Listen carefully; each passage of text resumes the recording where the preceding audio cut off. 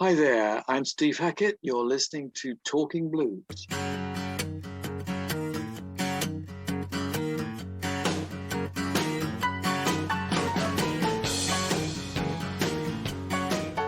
Steve, what part of the world am I talking to you at? I'm in a suburb of London, England. It's called Teddington, and And it's on the Thames, and that's where I am. what's the situation with the pandemic like these days in London? Well, yes, I mean it's hit very hard. People are still dying from it. I am double vaccinated, as is my wife and most of my pals, and we're probably going to get a booster at some point after I undertake my first tour for 18 months because we were not allowed to tour anywhere. But I'll be touring in just a couple of weeks, just over a couple of weeks. On the 10th of September, I do a UK tour, 30 dates up and down the country. It's pretty extensive. This is touring behind your brand new album. It's behind that, and also I'm doing a Genesis show. I'm doing Seconds Out in its entirety and full-length versions of those tunes. So it's both solo and it's also retrospective. Wow. Great album, by the way, the new album. Thank you.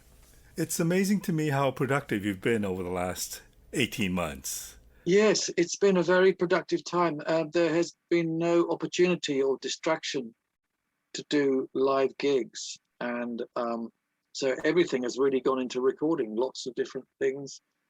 There was a live album, which was the Selling England by the Pound show meets Spectral Mornings. There was an autobiography called A Genesis in My Bed. These have all been released in the last 18 months. Under a Mediterranean Sky, which is an acoustic album, and now Surrender of Silence, which is the new rock album. So it's been a time of opportunity.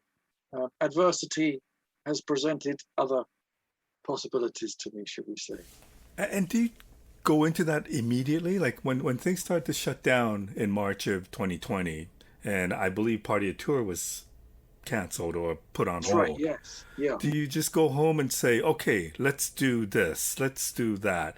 I mean, is that because I get the feeling that some of these projects might have not happened had it not been for the pandemic? Well, something happened. We were halfway through a North American tour, and then America just closed down. And my wife and I, we got the last flight back from Philadelphia. The band flew back the day beforehand. We stayed behind to spend some time with friends and to apologize to people. And then once we were back, I started doing live things to camera, playing live, very often acoustic guitar. We did 60 videos of various things, chat tracks, talking about some of the things that people knew from my past, and then we had a kind of dialogue with fans, and we asked them what tracks they would like me to talk about, and very often they would be Genesis ones, sometimes they would be solo ones, and so I was able to talk at length and stay in touch with people in a virtual way, so that there was an ongoing connection, a bit like you would dial into your favorite channel if that's what you were into. Of course, there were a number of albums, and to support the recorded stuff, I did quite a number of track chats with that as well. So those are ongoing. There are things that are being released even now to accompany the new album. There are some videos. Some of them are out there. There will be others that are being done as we're talking, and also a kind of guided tour of all things in the past, present, and future with me. So I've been presenting perhaps my own stuff in a way that I wouldn't have done before. So it's quite strange, isn't it? First of all, when you're addressing a camera and you're thinking, normally you're having a conversation with someone, but suddenly you're befriending the camera, and you're taking a trip down memory lane in some cases, in other ways, the road less traveled, the new stuff, presenting that, saying, oh, the reason for this is because I love, for instance, Russian orchestration, and here's a track that's influenced by that on the new album, or a trip to the Orient in the imagination with a track like from Shanghai to Samarkand, and then a trip to Ethiopia, which we undertook a few years ago, which we turned into a track. My wife and I wrote this stuff. The more imaginative travelogue type stuff, my wife and I, we tend to write this sort of stuff together. And then I extend the writing team to include the people I'm working with. Roger King, keyboard player and musical director of my touring band. And he brings his skills to bear on it as a classically trained cathedral organist, stroke arranger, stroke a film music a man as well. I mean, he'd worked on various Hollywood blockbuster movies, etc. And so, you know, he's a great all-rounder. I tend to be more instinctive. He has more musical theory at his fingertips, and he's no stranger to the score sheet that we use quite a bit when we bring in other players, unless we want something spontaneous from them. And we involve those who improvise as well as those who prefer to have the ideas written out. So we work with different schools, it's different genres. I wonder, I was curious about your interest in world music. Yeah. And the fact that you love to travel. I don't know which inspires which. Does the music of Ethiopia come into effect because you've gone to Ethiopia, or do you go to Ethiopia because you like their music? It's interesting. I wasn't really aware of what Ethiopian music was like until I was there. Most of what I heard was not as primitive as you're probably thinking of something that's typically African. We would think in terms of drums, etc. There is a heartbeat of the place, and we found it really personified in the flight of an eagle that we saw from an outcrop. We put two and two together, we made it into wing beats. The music from Ethiopia that I heard was much more singer-songwriter orientated, and people were singing with a lot of passion, a lot of fast vibrato in the voice. In a way, it was closer to French music, chanson, I think. Whereas, you know, the more primitive stuff that we were thinking would have been part of the roots of the place, occasionally I came across that, but very often it would be on a very, you know, amateur level, and people just doing it just for fun, and there wouldn't be the expertise involved in it. But then I remember seeing a lyre player who had just 4 strings on his instrument, and he was playing it in a certain way, and he was letting me play it. And at the same time as he was doing that, there was it was in an area that was very religious Christian, with these sunken churches, the Lalibela area. And whilst that was going on, there was a priest intoning into a microphone. So I would have loved to have just used what this guy did, but at the same time, we had this kind of cross of cultures going on. And I could have used that, but people would have said, well, yeah, if you're making a documentary, that's fine. But on record, you know, maybe it's one influence too many. So we had to pare it down to what was essentially possible. And the track that you hear is essentially studio construct from different places and times. All of the drums on that, although they were extraordinarily tribal and extraordinarily powerful, all the drums on that track happened to be all programmed. Unlike some other tracks where we had the virtuosic work of people such as Nick DiVigilio, extraordinary drummer, and Craig Blundell, again, extraordinary drummer, and Phil Earhart of Kansas, extraordinary drummer. So we had the virtual stuff, and it's a bit like the man and the machine, or sometimes the woman and the machine. I embrace the technology, but also like to honor the human. So when you witness something like this in Ethiopia or wherever you are traveling, Yeah. does the moment that you witness this, does the idea come in right there and then, or do you go home and reflect upon it and say, "Oh, remember that"? Well, I think that in the main, I go back and reflect. But certain things, I mean, one of the tracks we did called Natalia is entirely influenced by Russia. It's a Russian story. It's a Russian narrative, and I was already very familiar with Russian classical music. Loved the work of Prokofiev, Tchaikovsky, Stravinsky, all of whom are part of the different musical scenes within the same song. Visiting Russia and playing there as a musician myself, some of these ideas were already fully formed. On another level, when you're there, you realize that you're basically in a police state. You know, you're not, there are no political freedoms. They have never known democracy. When you think about Rasputin, the man they tried to poison, shoot, drown, all the rest, one can't help but think of Navalny and his present predicament and the fact that the man is so brave, you know, a one-man crusade against the system. If he ever gets in power, if he ever survives, there's no guarantee that he will not behave in a despotic manner in the way that all of his predecessors may have done. But on the other hand, you know, in terms of true grit, it's the man has that in droves. That's for sure. I'm going to step back to Sure. your earlier years. You started playing the music and getting an appreciation for music at a really young age of 2, I believe, when you started to play the harmonica. Yeah.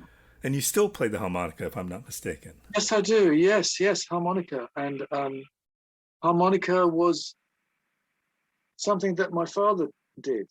My father could play a number of instruments, always just for fun. He could get a tune out of clarinet, bugle, one-finger piano, harmonica. And for years before guitar, I talked him into getting me a chromatic harmonica. And then many years later, I heard blues and absolutely fell in love with the sound of blues harmonica and blues guitar. And I think blues is the musical arena where you had all the sonic developments, the use of distortion, the use of vibrato, instruments learned to talk, instruments learned to scream, to sustain, to emulate the human voice and become something else beyond all of that. So I absolutely love what blues has brought to the rest of music. Without that, we wouldn't have the developments in rock that we've had. So it's been a huge influence on me, and I still absolutely love it. I love the fact that there's freedom in blues to express yourself, even if you don't know the tune. The beauty of blues is that you can immediately become part of the ensemble, step out and do a solo. And I think that it's very wrong for people to dismiss a blues and say, oh, it's primitive, it hasn't got many chords, it has no harmony, etc. That misses the whole point. The whole point is that it's almost like the equivalent of abstract art. The form isn't the point, the spirit is everything. The spontaneous ability to be able to convey something and make it up on the spot, just the joy of hitting a note and letting it sing out. That's the beauty of it. I know you were greatly influenced by the blues players like Peter Green, Yeah. and going to see people like him and John Mayall and Fleetwood Mac. Yes, Were you ever in a blues band? Like I know that you did a blues album, but in the beginning, were you ever in a blues band? I wanted to be in a blues band. When I first left school in the mid 60s, I really wanted to be a blues guitarist, harmonica player in an equivalent of, you name it, the Stones or Cream or John Mayall, any of that stuff, Jeff Beck's stuff. And London was a great place to be at that time. But it wasn't really till the mid 60s that I became aware of the roots of blues more. Paul Butterfield with his mixed race band, which was an absolute revelation for me. Although I'd been playing harmonica all my life, I didn't know what he was doing and how he was making that sound and the control he exhibited, which led me, further back to the roots of that, to other harmonica players, Little Walter, Howlin' Wolf. There's so many great players who've worked with the early bluesmen, amplified harmonica, Muddy Waters, acoustic blues as well. I loved all of that. At the same time, you also had a great appreciation for classical music. Yeah. Did you study classical music No, at school? I don't think I've ever studied classical music. I'm a bit like a classical groupie. I wanted to dip in and out. We were taught to write music, but it was by rote. I never really had the experience of reading it fluently, and so. But I loved the form of classical music. I loved Tchaikovsky. I became aware of Chopin. I became aware of Bach. Bach's music came to me via Segovia playing that stuff on the guitar. Music that had been written for violin and cello, a little bit for the lute. But I loved that. I loved the changes and the complete mastery of form and the completeness of it. The sound of Segovia playing on nylon guitar, I fell in love with from the very first note. I thought, oh, isn't this amazing that someone can do this on one instrument? This is amazing. He's being his own bass player here. He is his own orchestra. He is orchestrating as he plays nearer the bridge. It's becoming another instrument. It's heading towards harpsichord. It's heading towards cello. It's heading towards all of these other things. I had a great appreciation of the art of Segovia, and I think Bach and Segovia were just absolutely made for each other. The reinterpretation of that work on guitar was extraordinary. So I put myself through those challenges, and I've recorded some of those pieces. And So I wonder. I've got a great love of classical guitar.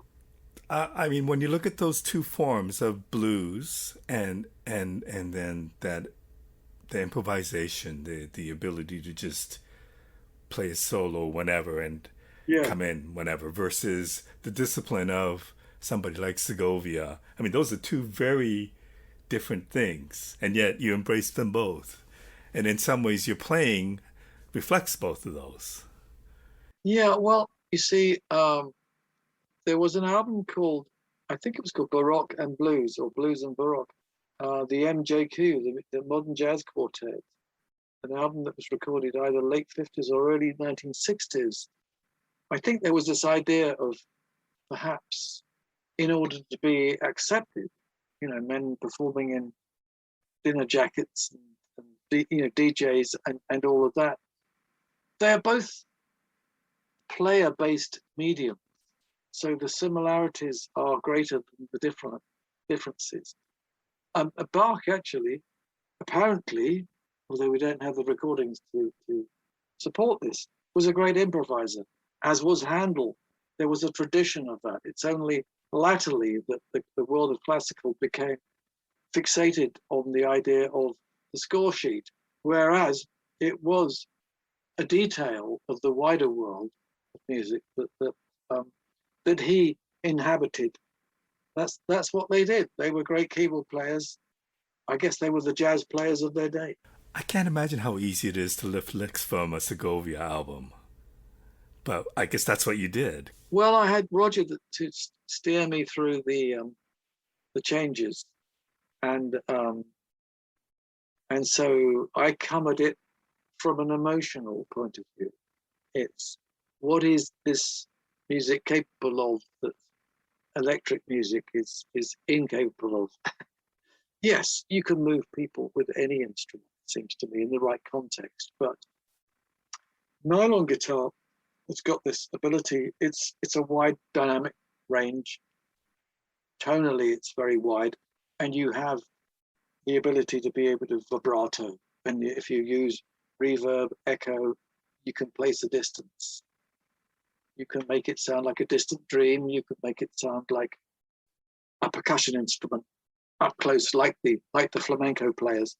Again, they're different schools, different take on what is guitar, what does it do, what is its function, and that would be very different from Jimi Hendrix' approach to guitar, where it would be in the main single line work, whereas of course you're operating with a number of different harmonies within nylon guitar playing. But I think that Jimmy had an appreciation of different forms of music.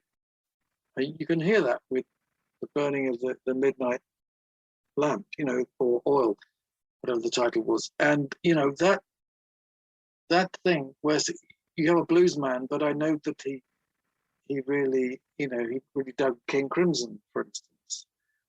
But I think that Jimi Hendrix was a great writer within the blues framework and stretched it a lot. But it's essentially a blues man. That's how I see it. You've got that very raw, emotional thing from them. What do you classify yourself as? Oh, I don't know. I just say I make a noise for a living. Well, I'm music's lover. I love music in just about all of its forms. There's something in there.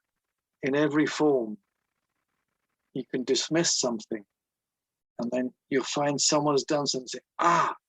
That's where it works. Somebody said to me the other day, I think I was doing an interview with somebody, and they said he realized that the Eagles track, Hotel California, was actually based on a reggae rhythm. And I thought, wow, it's absolutely right. So country music meets California meets reggae. Interesting. And so dismiss nothing. Do not retire the humble triangle. It has its moment. You'll hear it. I wonder, in 1970 when you put the ad in I guess was it Melody Maker to I put ads in for 5 years. Yes. Okay, so I think the ad said imaginative guitarist writer seeks involvement with receptive musicians determined to strive beyond existing stagnant music forms. Yeah. Where were you musically at that point? Did you want to get into progressive rock? Was that the goal, or did you have an idea what that was? I realized at that time that music was changing. Up to then, I wanted to be purely a blues musician. Unfortunately, the blues boom died on me, and I don't think I would have been good enough at it at that time, to be honest. But I had ambitions beyond it. I realized that music was becoming more driven by narrative. Bands that had writers who could produce great lyrics and great stories meant that it could run the gamut of things from social comment to philosophical stuff to telling bands like Procol Harum, where it's bridging the gap between sea shanties and Star Trek. It's Yeah, wonderful stuff. And those sorts of bands tended to be able to 1 minute be a jazz band, the next be a rock band, be a folk band, um, be all sorts of things, and have one foot in classical. And I expect a lot of these guys could play blues too. And music, as I say, was on the turn. Rock's shoulders were becoming broader, and I wanted to be a part of that. And knew that I thought if I could sketch in a number of styles, that'll be good enough for me. Luckily, Genesis combined a number of different influences. They were pulling in lots of different directions, from classical to rock to music concrete to big band to Tamla Motown to Led Zeppelin. It was all part of what the band liked and wanted to be like. But you didn't know that when you first joined, and I believe you were kind of hesitant when they initially offered you the gig. Yeah, I was hesitant because up to then, I'd been trying to form my own band, and Genesis had their own way of doing things. And immediately, I was going to be living with them. So I had some kind of hesitancy because I was very young. I was just about to turn 21. And it's a bit like leaving home for the first time. There you are, you're living out of a suitcase. This is it. This is what we do. You know, we go off to, we're going to go and live in the country and write an album together. How do you feel about that? And I was working with people from very different social backgrounds. They'd been at private school. They'd been at Charterhouse, which is, you know, one of the English schools that has a history like Eton or Harrow. It's that kind of thing where they were all taught to be very competitive, and it was very different to my background, which had been very laissez-faire. Phil Collins came from another background, another tradition entirely. He'd been at stage school, he'd made films, he'd been on stage singing the part of the Artful Dodger in Oliver. That was his background. Yeah, you know, he had learned to tap dance, to play drums, to sing, all of these things, lots of lessons. And his background, he was more of a kind of everyman, more of a Cockney, really. Whereas you had the more posh side of the background that the Genesis had. They came from a more privileged background, perhaps. My upbringing was very different. I was a Londoner. I left school at 16. I'd done a number of different jobs, 5 years of other jobs, whilst I was trying to form my own band. I eventually joined a band. We made an album a year before Genesis. I joined a band called Quiet World. Didn't do any gigs, but it was a studio construct. Genesis was very different. Genesis was already made in terms of they'd done 2 albums. I thought I could give them a harder edge. I thought if I can talk them into getting a Melotron and a light show, we could make this, the presentation could improve to the extent where, you know, we could be a force to be reckoned with. So when I read your book, that came across very strongly about your belief in the importance of getting a Melotron and and a light show. So I know you purchased the Melotron from King Crimson or Robert Fripp. Yeah. Who I presume that band must have been a big influence on you. But I wonder, all of the Genesis guys, yes. But I wonder, okay, so the idea of the Melotron, which is featured in Watcher the Sky, why was the Melotron so important, and where does the idea of the light show come? Like, what made the light show so important to you? Okay, part of what the Beatles were doing was based on Melotron. You know, the opening of Strawberry Fields Forever. It seemed to me that as soon as anything was played on the Melotron, it sounded old, as if it had its own history. That analog sound, that interpretation of a sound that tape gave it. I saw 2 bands using Melotron live. One whom was King Crimson. I was to befriend the Crimson guys, Ian MacDonald in particular, I got very close to. I spent time with Robert. There was the Moody Blues. I saw them at the Isle of Wight Festival in 1970, and I thought, again, it gives a band a sense of, I could be listening to an orchestra. And so for orchestra, read Time Machine. So that was hugely important. And I knew that Genesis needed one. I just knew that to expand the keyboard arsenal would mean that you could have a keyboard player who could play organ, could play piano, could, make it sound like an orchestra. We got the RMI piano. He had the ARP synth, the ARP Pro Soloist, the monophonic synth, all of that. And I was as interested in the sound that he made, because if he could do that, we could parallel certain things. I could do tapping and he could do keyboard, and we could do these things in harmony. So we could blur the lines, the distinction between what was guitar, what was keyboard. If you couldn't figure out what the sound source was, that was a very good idea in my book. How about the lighting side of it? What made you think that the lighting show was such an important part of what you needed to do? Well, I think, if I'm honest, it was King Crimson, seeing Crimson live with their very precise music. At times it would be very precise. Other times they would indulge in complete carnage.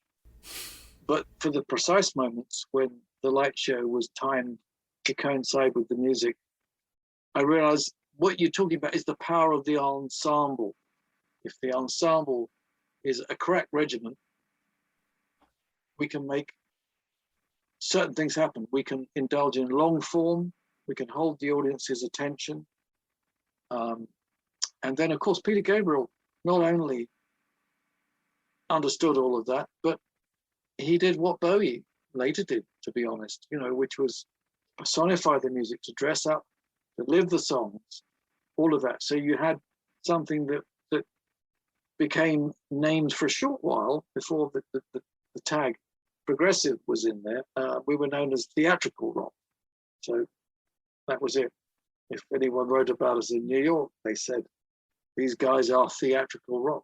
So that person who wrote that ad in 1970, did you have an idea what you wanted to accomplish, what you saw your future to be, what your goals were? I did, in a way. I knew that I knew that what was possible in music had not been possible until that moment in time. I think part of the legacy of the Beatles was the fact that the Beatles started out as this R&B band at first. And the moment they've got the world's ear, it starts to expand into other forms. They were mature enough to put down their instruments at times and let the orchestra take it. I think that was a great leap of faith that paid off for them and benefited music hugely. To do that with a rock band, I think, was harder. Or with Genesis, for instance, on one level, they were as ambitious as Beatles. On another level, there was a resistance to the idea of getting in anyone other than the band to play it. So, and including the present day, the idea of we should be able to do it all ourselves was part of it. I didn't share that ethos. I thought, no, if someone's limited and you want to write a flute part, why don't you get in someone who can really do the job? So I would rather embrace virtuosity from afar rather than really just indulge what's merely local. Let's not just have local consciousness. Let's make it global at least. Did the success? It's always difficult to tell the level of success one achieves from the outside. I obviously put Genesis on a pedestal because I'm a huge fan. But when you were in the band, did it achieve the level of success that you had hoped that it would? I mean, it seemed huge to me. Yeah, it went way beyond my expectations. When I joined Genesis, I thought, this will, I'll be with the band for about a year and then I'll leave and I'll do something else, because I didn't really want to be controlled. But I learned a lot. And what was interesting was when they'd taken on board my ideas, we started to professionalize each other, I think. We got better at certain things. The playing improved, the presentation improved, the quality of songs improved, all that ambition, all that testosterone, it worked. We did tons of gigs. It got better and better. It got bigger and bigger. We were still young enough to be new faces on the block. That works. It was a slow burn. We didn't go immediately to hit single success. We had a hit single in 1973 with I Know What I Like from Selling England by the Pound, but that was a standalone, and there wasn't an orientation towards that. I have no objection to short form and hit singles, not at all. But I also wanted the music itself to be ambitious. Let's try and work with these disparate forms. I love the fact that we were able to include humor in it as well.